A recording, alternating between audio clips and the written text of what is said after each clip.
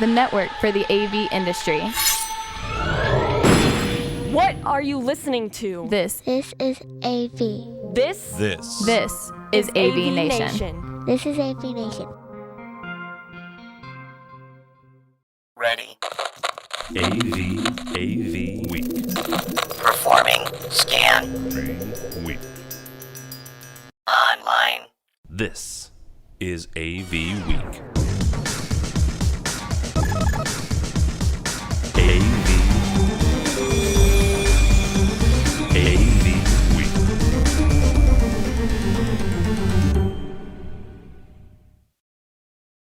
This is AV Week, your weekly wrap-up of audiovisual news and information. My name is Tim Albright. I am your host. Happy post-Thanksgiving for those in the States, and for those handful of you Canadians who celebrate Thanksgiving again, even though you had it in October. For the rest of the world, happy Friday. With us this week to talk about everything audio-visual news and a very interesting story that just dropped in my lap we're going to have some fun with. First and foremost, the maven of AVNation, the divaness herself, AV Dawn, for Dawn Mead from Net AV. How are you, ma'am? Very good, thanks. How about yourself? I am full of piss and vinegar and tryptophan, so we're going to have fun today. Also with us, the only guy I know that flies more than Dave Labuscus. His name is Mike Braithwaite. He works for Clear One. How are you, sir? I am doing well. Thank you very much for having me, and looking forward to the fight. What undisclosed location are you going to next week now? United Arab Emirates and then Saudi Arabia. So. Good night. All right. Last but not least, I'm going to call him the Joker to my Batman, but I'm no Batman. His name is Josh Strago. He is the editor-in-chief of AVNation, also is a fabulous consultant for TCOM. Welcome, sir. You could just call me your Riddler. I mean, that's fine too. Okay, you're my Riddler. I like that one better. All right. All right. Up first, guys. We have in about, good Lord, 2 months now. And I say good Lord 2 months now because I'm kind of the guy that coordinates all of our travel and everything for AVNation. We've got ISE coming up. Holy crap, because I've got to start booking some flights. But coming up, first full week actually second full week of February. Bunch of us are going over to Amsterdam. Mr. Braithwaite will be over there. It's become actually one of the things that we do, one of the three shows that we cover, that is one of my favorites because it is a combination of InfoComm and CEDIA. It not only literally but figuratively as well. Literally in the fact that CEDIA and InfoComm own half of the show, but it is a nice cross section of residential and commercial AV. One of the things that InfoComm is doing this year is they're doing some CTS prep testing at ISE. What that means is that for folks that they're trying to reach out to in the European and the Middle East market, they're trying to, grab them along and help them get their CTS by doing some of this testing. Strago, I'm going to start with you on this simply because, I don't know, you're on the committee, so that helps. This outreach that InfoComm is doing outside of, let's say, North America, is it helping? Is it getting what InfoComm wants, or is it, are we kind of still spinning our wheels on this? This outreach is specifically due to the fact that in meetings that have taken place over the last couple of years at ISE that I know certain individuals have sat in on, the comments coming back from non-American InfoComm areas is they feel underrepresented in the CTS because the CTS guidelines don't represent their concerns. They're very, very Americanized. It's all 120 volt power. It's all 70 volt audio. They're not focusing on how they do things.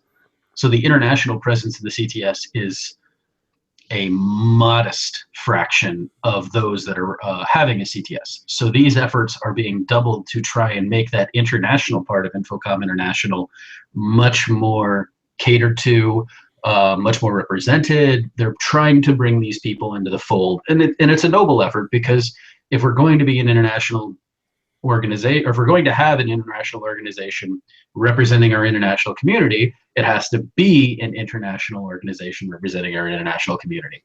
So this is all there. There have been ongoing talks and meetings over there for a while. The people over there have been voicing their concerns as to how the CTS doesn't represent them.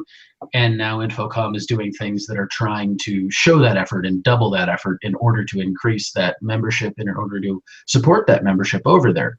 I mean, the United States is still the most represented portion of InfoComm, and expanding internationally, starting in one of the other top 2 markets as it goes, in terms of just where money currently is or where money traditionally has been, is the most logical thing to do next. So that's why it makes sense for them to be supporting it in this way and really pushing this effort to try and bring more people into the certification program overseas.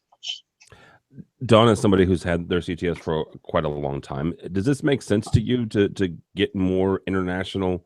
To, as Josh pointed out, the fact that a lot of the prep courses, a lot of the test itself does tend to lean more North American. I mean, I think the outreach effort is a wonderful thing, and I think the growth of the CTS program is a wonderful thing. They may want to look at, CTS international version for the folks outside the U.S., because you're right, the questions are very U.S. North America centric, but all right, I got a card this year from InfoComm. Apparently, I've been a CTS for 14 years now. I don't feel that old, but and when I got my CTS 14 years ago, there was a very small pool of people with a CTS, and it didn't really mean anything. You could take it online.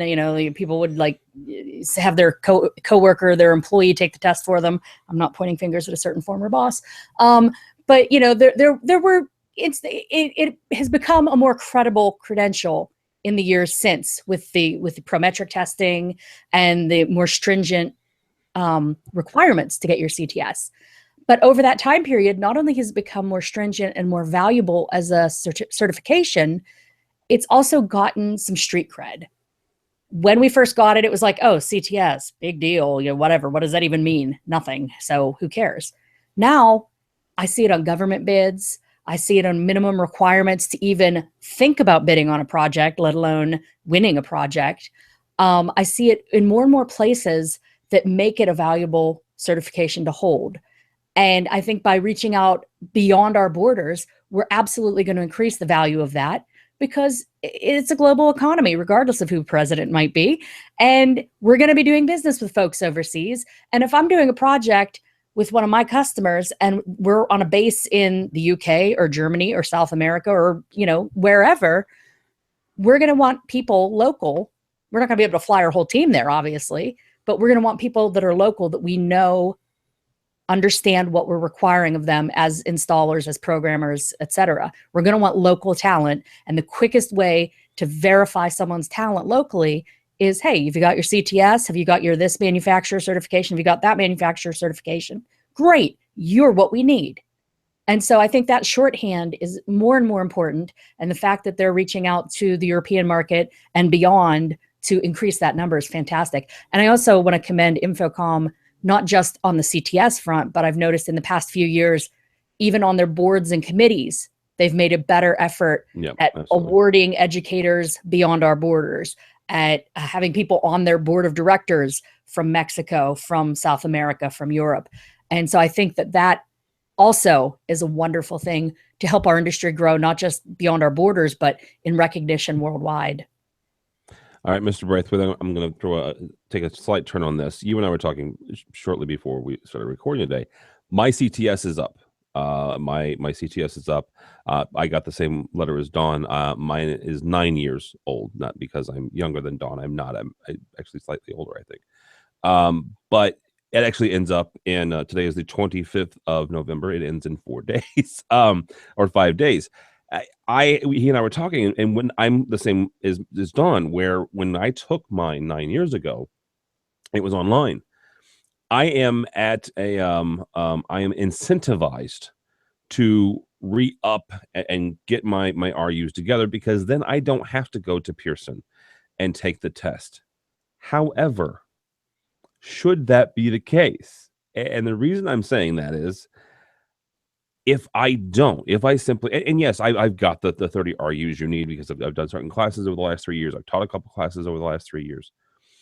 Should we, make folks every 3 years or maybe every 5 years sit down and take a test again? Make sure you do know what you're talking about and you just haven't sat through some classes. Well, I think that's an interesting comment. First of all, you just admitted you're going to be an undocumented CTS professional here in 4 days, so careful. But all jokes aside, I'll get it in. Good Lord.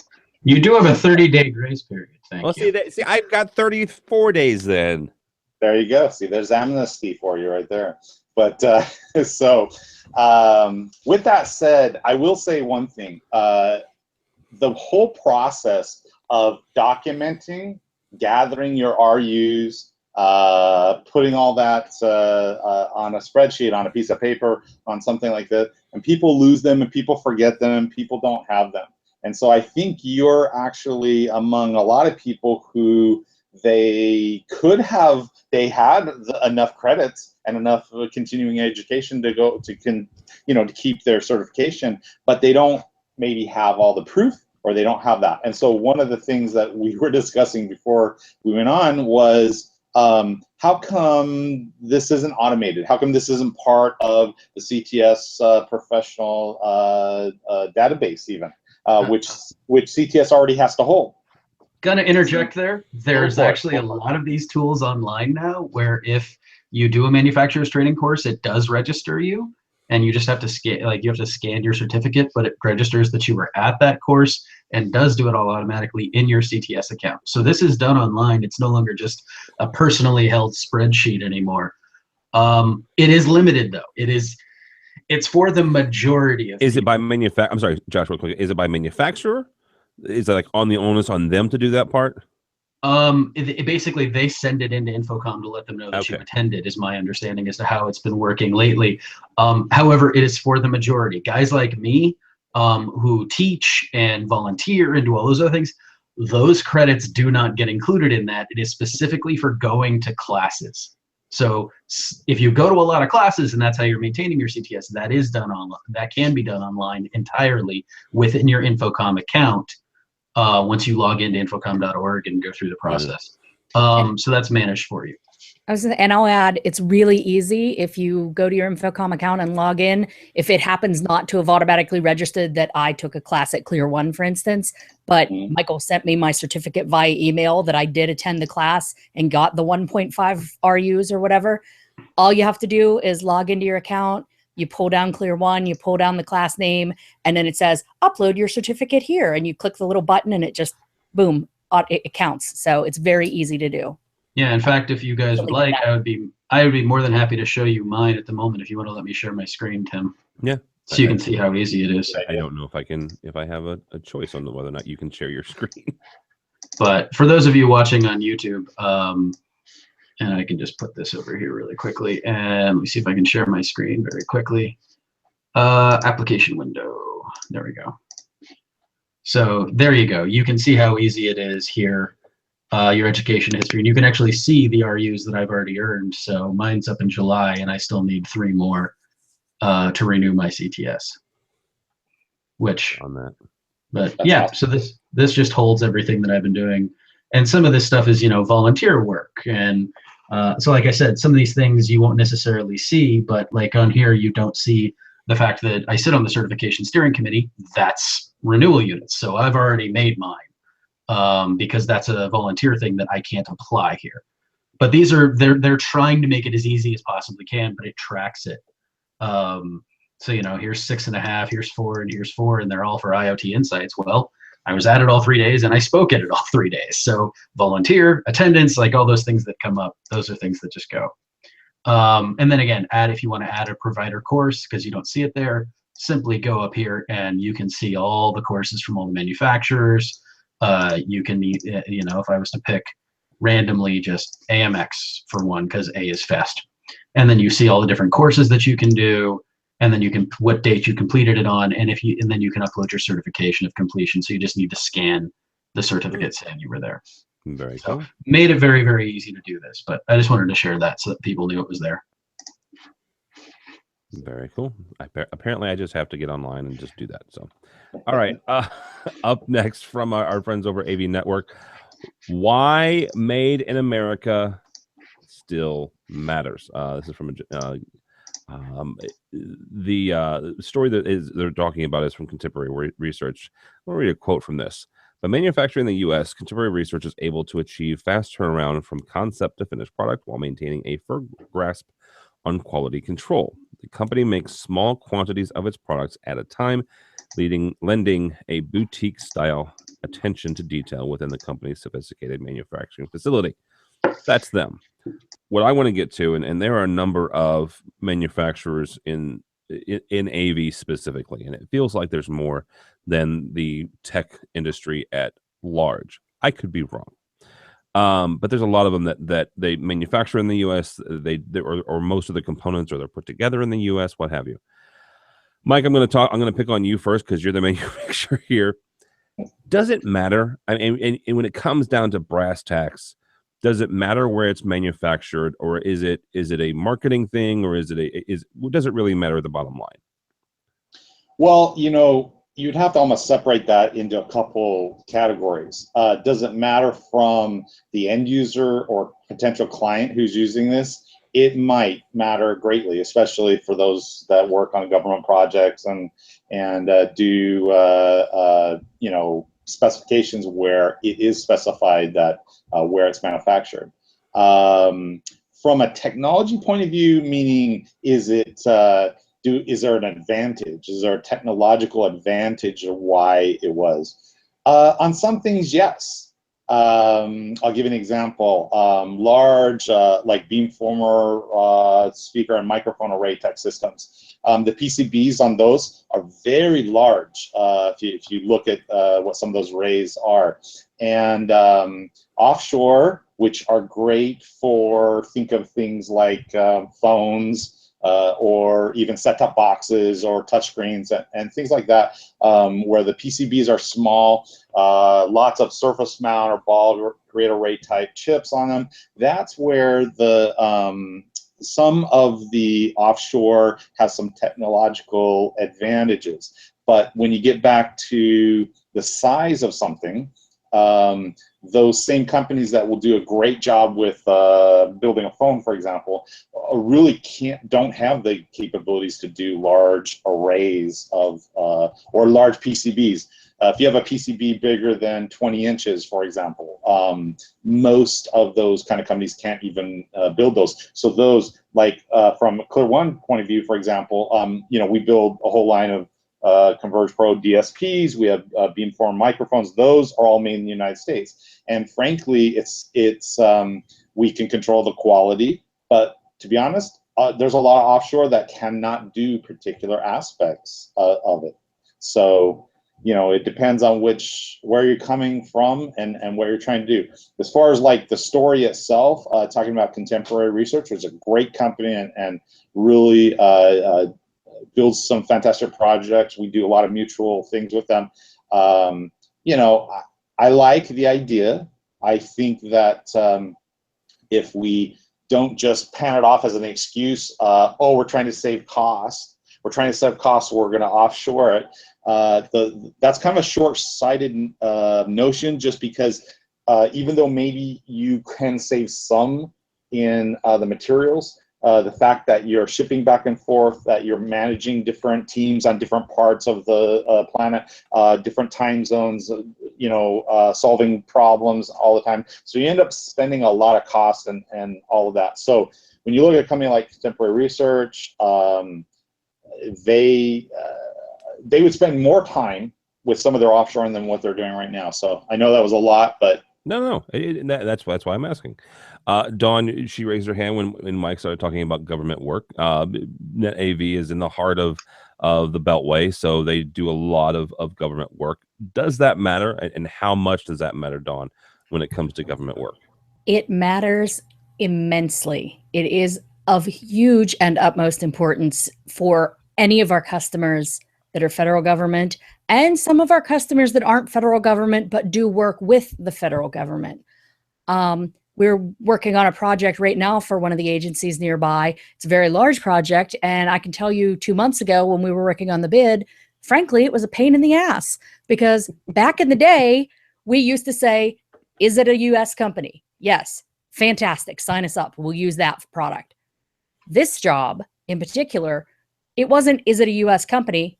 They'd love it to be a US company. That's great. But the important part is, where are the specific individual parts manufactured? Oh, seriously? So we didn't just have to say, we're buying this piece of equipment from this manufacturer. We had to say, or these products from this manufacturer.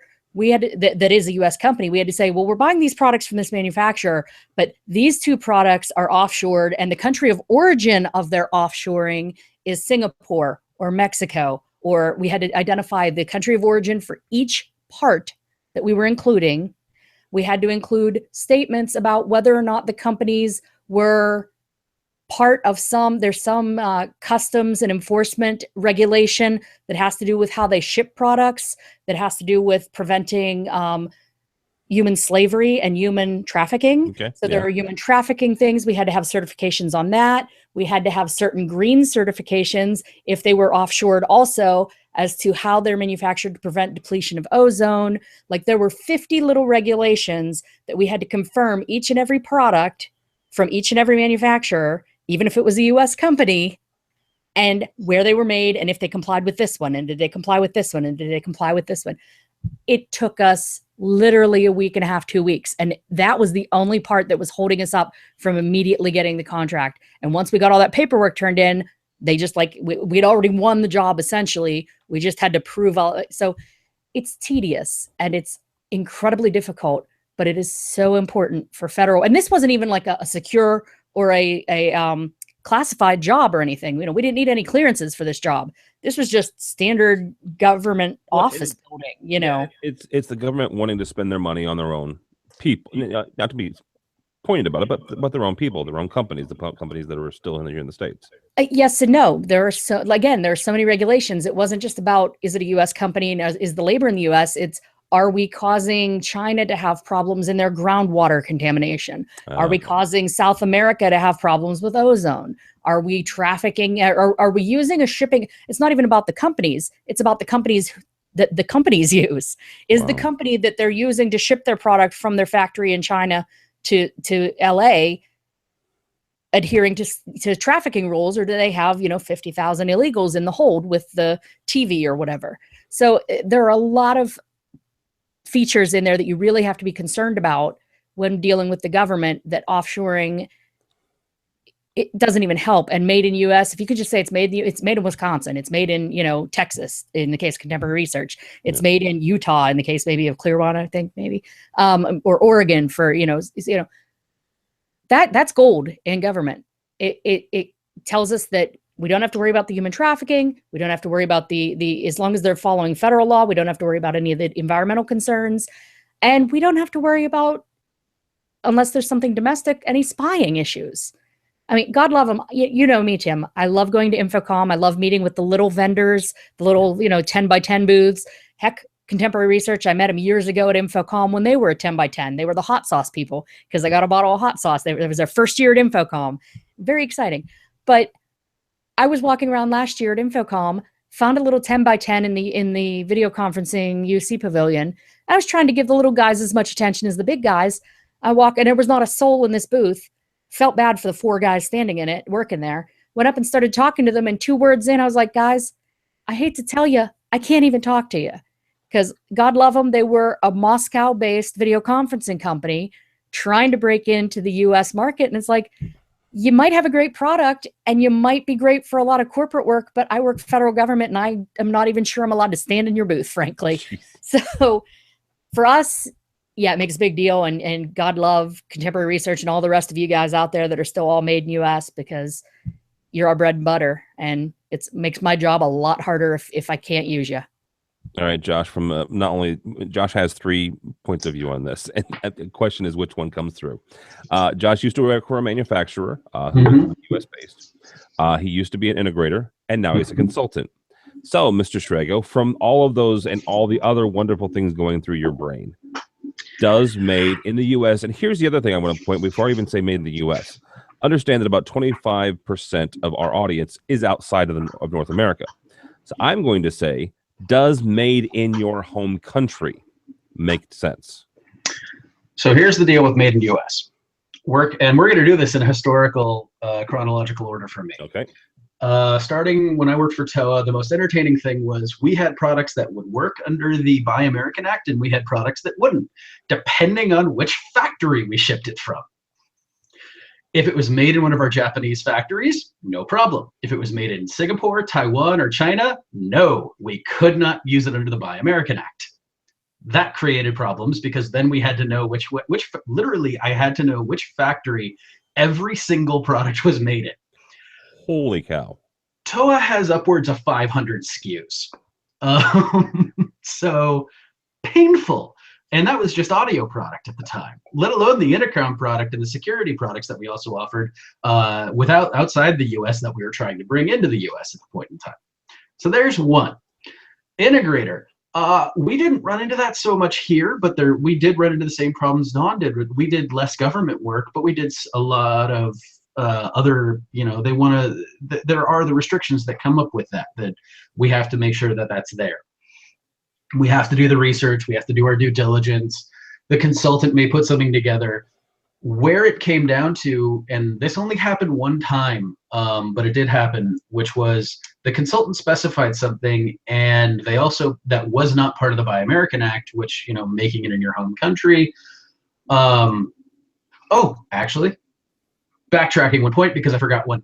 My favorite one is it doesn't have to be manufactured 100% in the US to qualify for the Buy American Act. It just has to have certain components. So there is a mixer amplifier manufacturer out there who will make everything in China, ship it over, and then piece the last few things together in a state somewhere in the United States. And I'm going to try and be as vague as I can, not to single this manufacturer out. And then they would stamp "Made in America" on it, and it technically qualifies based on how they did it. Here's the thing with that, and they're not that's not unique, right? And I'm not saying it's unique. I've talked with several manufacturers who are U.S. based to get around certain taxes and tariffs into Brazil. Is the perfect example because Brazil apparently has ginormous taxes and ginormous tariffs, like where a $100 component is going to end up costing the end user $500 or $600. They'll do the same thing. They'll ship everything and then ship the electronic the power components separate. Right, they'll put those together, connect the Edison plug, and then there it's manufactured, quote unquote, in Brazil. So, and again, that's where it comes into play. From the integrator side, there's research. I have run into one instance where the Buy American Act was required. They had specified a product that did not qualify. And then we were forced to go through the justification saying that no other product out there would meet this need. Therefore, we had to be allowed to put it in because it was the only thing that did this. That's the due diligence. And that comes up on the consultant side as well. So it's who's going to eat the cost of that. And if a consultant didn't put enough money in to do that research, they force the integrator to do it because that's how it goes. Like, that's just how this rolls. If you're going to, the consultant's goal is to put together a system that will meet the needs of the client. And if they say that Buy American is required, then if they didn't put enough money to do that diligence up front, they can force it on the integrator after the fact. It's how the game is played. That it's neither here nor there because both sides of it will end up doing it, and it's just because at the same time, once you do submittals, then the consultant has to go back and verify it. But rather than doing all the upfront research, the consultant can force somebody else to do that. So there's all these sides to the game as they come. Frankly, it is a good thing for the economy to have the jobs. It's a good thing for the economy to have employment. It's a good thing for the economy to support local businesses, be they manufacturers that work nationally or internationally, or just provide a service and solutions. Like, that's a good thing to support. But at the same time, it's so little of electronics are manufactured in the US by comparison the comparative nature of scale as to where things are manufactured when it comes to electronic components and electronic devices, we are way down below my hand being on the screen, and my hand is almost touching the floor by comparison to China, Japan, South Korea. Absolutely.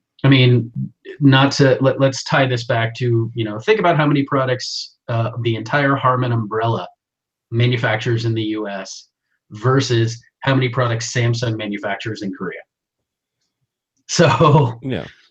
And not to mention what Samsung OEMs to everybody else that they make products for, being one of the 2 glass manufacturers on the planet. So there's all these things that come up with that. And yes, buying locally and trying to support your local economy and trying to support your local manufacturing is a good thing. But that doesn't mean you're always going to be capable of it. And that doesn't mean you're even going to be able to do it in certain instances at all. So there are problems and restrictions that come with that. Understood. Although I will say to Josh's point about the number of SKUs produced, say, in South Korea by Samsung or whomever, that I think that's why the government has now gone from, is it a U.S. company? Great, check it off, you're hired, to tell us the country of origin of each part from each manufacturer, and do if the ones overseas, do they comply with these things? So they may be more cognizant of that fact nowadays than they used to be, and they're taking steps, to handle that, I guess. All right, we go ahead. Sorry, one last thing is kind of a slight different take on this is that this same sentiment, as you know, I do lots of projects in China. It's a big country and lots of AV going on there, tremendous amount. And I'll tell you that they have the exact same program there, where if it's not built in China, you can't use it in these big AV projects. And so what's interesting about that is let's say you take a device that is made in USA, you have a DSP and it's made in USA, and you're putting in a project in China. They will not let you put that project in many of those for the exact same reasons that this Made in America program is in place. So what happens is it's a shell game where now someone sets up something in China, products that are built in USA go over to China, just like what Josh was talking about. Most of the components are built in all over, but it's assembled in China, and then they can use it in those projects. And so it's kind of a weird thing, because if every country starts doing that, where every country is only using what's made in their country, that's a kind of a odd challenge that we're facing right now. And you don't really get what those laws do or are aimed to do, right? Those jobs are aimed those laws are aimed to save the jobs in their home countries. But here's the thing: if they're doing things like we're talking about, like you said, the shell game, it doesn't accomplish that goal. It doesn't get to that end. It just makes manufacturers do a shell game, mark a couple of extra points on it. I saw a story the other day asking it just in general, would you pay, I think it was $20 or $40 extra for your next iPhone if it was completely manufactured in the US, right? Because Mr. Cook is, Tim Cook from the head of Apple, is looking at bringing those manufacturers, that manufacturing facility back here. I want to say it was New Mexico is one of the sites that they were slated for that. And it's a legitimate question, right? Would you pay an extra $40 for an iPhone? I don't know. I mean, the U.S. is unique when it comes to their cell carriers and how contracts are written, and the fact that we really don't see the true cost of our cell phones as opposed to over in Europe, for example. So it was kind of a non sequitur question to me, because we don't really see the cost, right? So sure, absolutely. What the heck, make the iPhones here. It would give them an advantage maybe in the government market as opposed to the Samsungs, as long as they don't blow up like the Notes. Anyhow, we were going to do a story. We are at the 30-minute mark. We are not going to do that story. However, I am going to post it. I will put it up here. I will mention said story. the fact that apparently one of President-elect Trump's transition people that is going to be transitioning and looking at the FCC wrote a blog post about a month ago saying, quote unquote, we don't need the FCC. So here's what I'm going to propose to Mr. Strego, because he and I have slightly differing sides of this. Let's write some competing posts on this the next week. Why do you feel like being destroyed in the written word? Because it's easier for you. And reading the story a little bit more, because like I said, Strego dropped this on me like right before we came on. The guy's a little bit out of his mind. The fact that quote unquote, the one I was going to read was, most of the original innovations for the FCC have gone away. Telecommunications network providers and ISPs are rarely, if ever, monopolies. Except for the fact that that's not true. So, I may actually be on your side, Josh. So to be fair, let's remember this guy was a telecom lobbyist for either Verizon or Sprint. I can't remember which one. All right. Well, just talking about cable or just talking about internet access in general, they're, if not monopolies, they're duopolies. I'm sure they're going to deny that they are a monopoly. I mean, of course they are. Just like AT&T is no longer a monopoly because they were broken up 100 years ago, except for that they slowly but surely got back together, and now they're something. All right. We'll post this story. We'll encourage comments on it. Josh and I will write some pieces over the next week. So thank you all so much. Mr. Braithwaite, how do people find you and or Clear One?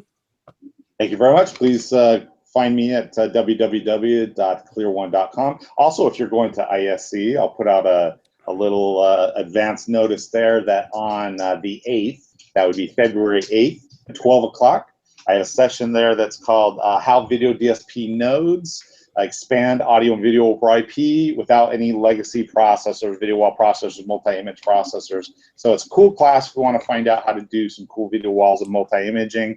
Stop by there at ISC on the 8th. And you get RUs for that, right? You get RUs for that. That's correct. That's what you call a tie back there, kids. All right. Also, Miss Dawn Mead, thank you, ma'am. Thank you. I was already jealous that I can't go to ISC, and now I'm even more jealous because that sounds like a cool class I'd like to take. You can find me online. My company is NetAV, net-av.com. You can find me, of course, on AVNation and various places on the internet at AVDawn.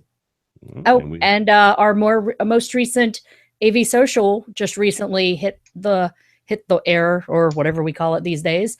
So if you want to hear Tim and I and Miss Kelly Perkins talking about the recent election and how marketing and social media did or did not play a role in the results that you may or may not enjoy, check out the show. I think we had a good time talking about it, and hopefully you have a good time listening to it. Yeah, and a number of stories have actually come out since then talking about people burning their reputations to the ground in the aftermath.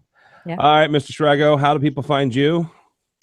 Well, you can reach me on Twitter at JSRAGO. You can find me at AVNation, Josh at AVNation.tv.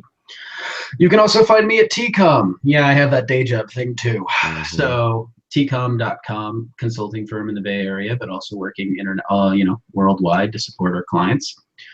And then, of course, the long lost but not forgotten soundreason.org if you want to keep up with me. So if there are many ways to find me, track me, and you'll see me talking and writing and focusing a lot right now on the transition as we grow ever more concerned about the future of tech policy and our ability to continue to do our jobs, what with a very quiet industry when it comes to supporting us publicly for what we're doing right now. In terms of where the government policy is going and what we're doing. So stay tuned to AVNation to try and get some as unbiased reporting as possible, but definitely informative posting on tech policy. And some other things that Josh and the entire AVNation crew is doing is we're working with the EFF on some things as well. So that's coming down the pipeline. So check that out. My name is Tim Albright. Don't follow me on Twitter. At this point in the American football season, I'm lamenting the fact that we have a horrible quarterback. But go by the website if you would, please. You'll find this program, a host of others. Dawn mentioned the brand new AV Social. We have a brand new State of Control that came out, a brand new ed tech that came out. Every week we also do a residential version of AVWeek. We call it Resi Week, where they look at the home AV market. That is all happening at AVNation.tv. Also this week, if you're a manufacturer or you just have a favorite product or education or service that you think was phenomenal in 2016, we have launched our inaugural AVNation Awards, totally driven by you, the listener and the reader. So this is the nomination process. It ends at the end of November. Then we're going to turn right around and by Friday have the actual voting. That'll happen in December. Again, all you guys. So check that out if you would be. Please, all of it at AVNation, AVNation.tv, AVNation.tv. Thanks so much for listening. Thanks so much for watching. This has been AV Week.